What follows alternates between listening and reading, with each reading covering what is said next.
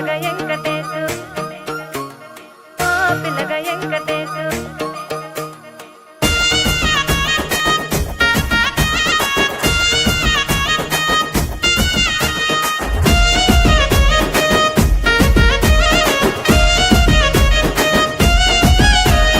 సిద్ధిరాల మనసు నాది చిన్నగా పోతుంటావో చూడక పోతుంటావో ఇంట్లో చిన్నదాన్ని నేను సిద్ధిరాల